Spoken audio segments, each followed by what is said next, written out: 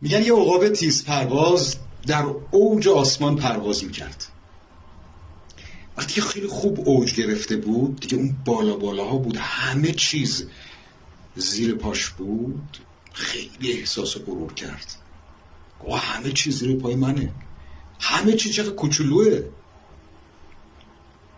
در همون لحظه که احساس کرد که همه چیز کوچولوه و اون به همه چیز تسلط داره و دیگه بالاتر از اون کسی و چیزی و موجود دیگه نیست، یهو احساس درد کرد.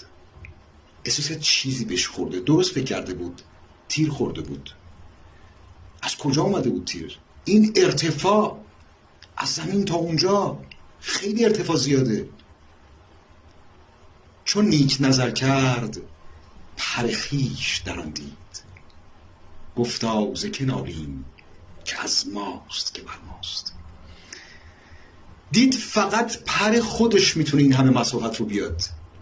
یعنی در نوک پیکان پر خودش رو گذاشته بودن و پر خودش امکان داره و توانایی داره که این مسیر به این درازی و بلندی رو بپیماید. دقت بکنید، غرور اولین کسی که مورد حمله غرور قرار میگیره خود مغروره. اولین کسی که ضربه میخوره خود کسیه که باد نخوت داره و دیگران رو قبول نداره، فقط میگه منم.